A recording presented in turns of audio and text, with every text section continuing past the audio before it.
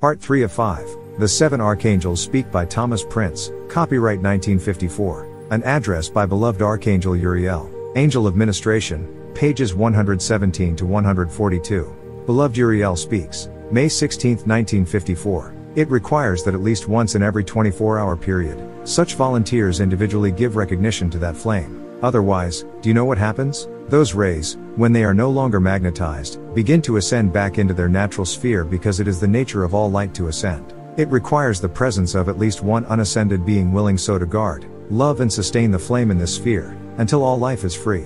Now, the spiritual vitality that flows into the planet Earth and into the consciousness of the people, flows primarily through congregations, where numbers of people are gathered together under a leader or a director to worship God. They draw down a benediction, a grace, a spiritual nourishment that expands the soul light of the spiritual self. There are and have been great Orthodox speakers and leaders who are tremendous magnets for this spiritual vitality.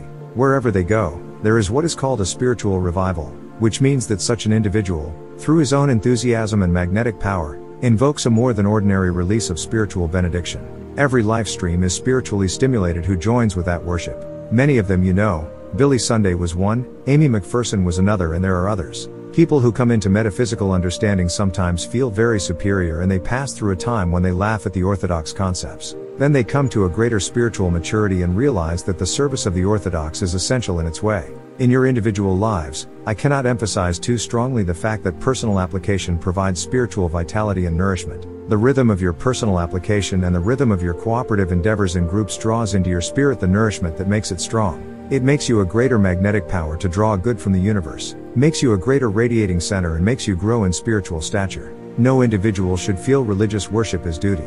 It is a magnificent opportunity to expose the starved and shriveled soul to the nourishment of those vital currents that flow from God Himself and from the angels of ministration at congregational services. Why did Jesus say when two or more are gathered together in my name?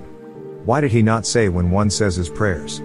Because the merging of the consciousnesses, the flame and the intensifying of the magnetic field through the power of each life stream warrants the expenditure of a great deal more energy than the endeavors of one individual alone. However, a certain amount of spiritual vitality does flow the moment you think of God. There is so much for me to say. There is so much for me to cover. Your consciousness is your cup, my children. When your cup is full, there is no more that will fit within it. Gradually, from within out, we are endeavoring to increase the size of your cup, to open the mouth of it and to enable you to receive greater powers and understanding without a sense of pressure or mental exhaustion.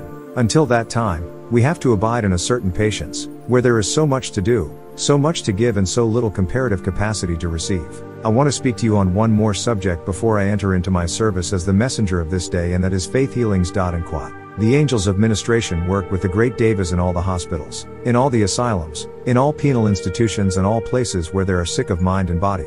This same spiritual grace and vitality of which I spoke, is poured forth from the sixth sphere and is given to those angels of ministration. Whenever possible, where acceptance and faith are present, the currents are poured into the life stream and healings do occur. Now, at inner levels, before the karmic board and before your own Holy Christ self, you have applied to become masters of the power and powers of the sacred fire, masters of thought, feeling and circumstance. You have, therefore, forsworn faith healings until you have developed the capacity within your own consciousness to recreate perfection at will. This is a very important and subtle point. You have asked, in regard to healing and in regard to finance, that you might become master, conscious master, of the power of precipitation and conscious master over your bodies, minds and worlds. In this way, the scientific understanding of the law which you would receive would make you able to assist hundreds and thousands by like change of consciousness, which would bring a change of effect in the world of form. You are endeavoring nightly, while out of the body and daily in your own thinking and feeling selves, to learn the key by which the combinations of energy and application will result in the perfect manifestation. You do not wish to have manifestations handed to you by an external, lest the inner cause again be set up and you find yourself again in chains. Do you see? As the beloved Saint Germain said, freedom comes when you are master of circumstances consciously and can regulate any set of circumstances by the flame within your heart.